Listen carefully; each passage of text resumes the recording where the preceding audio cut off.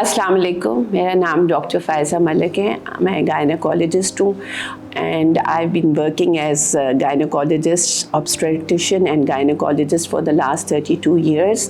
और अब इसमें ये है कि अक्सर मरीज़ पूछते हैं कि थर्ड ट्राइमेस्टर में हमें क्या करना चाहिए.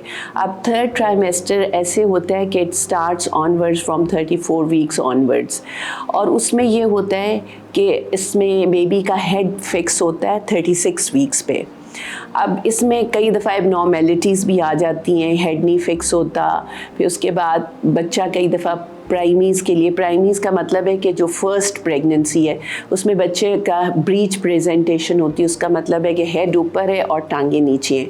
तो इस सूरत में अगर वो परसिस्ट करता है टिल 36 वीक्स ऑफ प्रेगनेंसी, तो फिर हम उसके लिए इलेक्टिव सी सेक्शन करते हैं, उसको ट्रायल नहीं देंगे. और अगर वो नॉर्मल प्रेगनेंसी चल रही है, 36 वीक्स हो गए, हेड भी उसका फिक्स हो गया, तो फिर हम उनको एडवाइस करेंगे कि आप एक्सरसाइजेस, पेल्विक फ्लोर एक्सरसाइजेस करें ताकि उनकी डिलीवरी में आसानी हो.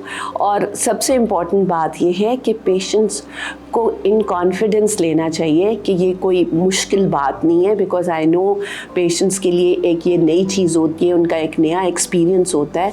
तो इसके लिए उनको बताना पड़ता है कि ये पेन्स स्टार्ट कैसे होंगी, क्या ड्यूरेशन होगी. कई दफ़ा ऐसे होता है कि पेशेंट्स शुरू में ही आ जाते हैं, अभी स्टार्ट ही हुई होती हैं, तो उसका फ़ायदा कोई नहीं होता और आपके लिए खामखा एक हॉस्पिटल में एडमिशन लेनी पड़ती है और उसमें लोगों के पैसे भी ज़ाया होते हैं. तो उसमें सबसे इम्पॉर्टेंट ये है कि आपकी फ्रीक्वेंसी ऑफ पेन्स पीछे से लेके आगे आएँ at a regular interval every minute के बाद, lasting for about a minute और 2. तो उसके अलावा इसमें ये भी हो सकता है कि आपका सडन वाटर बैग भी फट सकता है, जिसकी वजह से कॉर्ड प्रोलैप्स भी हो जाता है. तो इस सूरत में उनको इन्फॉर्म करना चाहिए टू द डॉक्टर जिसको वो दिखा रहे होते हैं, बिकॉज़ इससे ये होता है कि बच्चे की हार्ट बीट भी कम हो सकती है और कुछ प्रॉब्लम्स बच्चे के लिए भी हो सकती हैं, माँ के लिए भी हो सकती हैं. और इसके अलावा ये है कि थर्ड ट्राइमेस्टर में आपकी जो सप्लीमेंट्स हैं उनको आप इंक्रीज़ कर लें. वेट गेन के लिए ये है कि नॉर्मल वेट गेन होना चाहिए. एक्सेसिव फूड लाइक बहुत ज़्यादा हैवी फूड्स, फास्ट फूड्स, ये प्रेगनेंसी में अवॉइड करने चाहिए. हेल्दी फूड लेना चाहिए, ज़ूद हज़म खाना हो, और जिससे उनको, क्योंकि ऐसी स्टेज में पेशेंट्स को डिस्पेप्सिया होता है. डिस्पेप्सिया का मतलब है कि हार्ट बर्निंग होती है, उनको भूख नहीं लगेगी, फिर वो कहेंगे हमने खाना कुछ नहीं है. तो ये सब चीज़ें एक्सप्लेन करनी चाहिए पेशेंट्स को.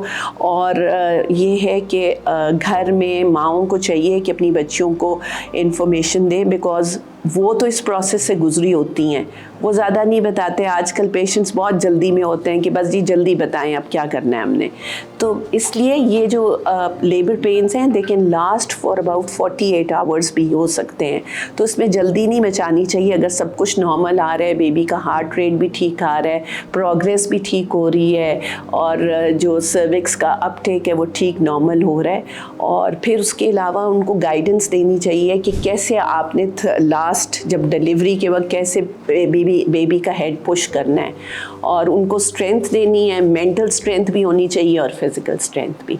तो आई थिंक अगर ये सिंपल सी बातें हर बच्ची अपने ज़हन में रख ले या सुन ले और इंस्ट्रक्शंस अपनी माँओं से भी ले लें, बड़ों से भी ले लें, तो आई थिंक ये कोई इतना बड़ा मसला नहीं उनके लिए होगा.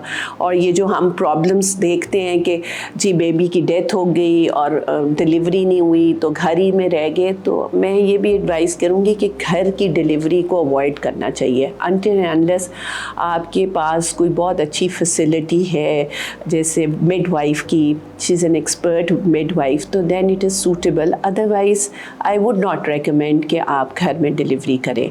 और पेशेंट को अपना ब्लड ग्रुप का पता होना बहुत ज़रूरी है. तो आई थिंक ये काफ़ी है एक बच्ची के लिए समझने के लिए. और अगर कुछ उनको मसला आए तो they are always welcome to ask me through आपके models. Thank you so much.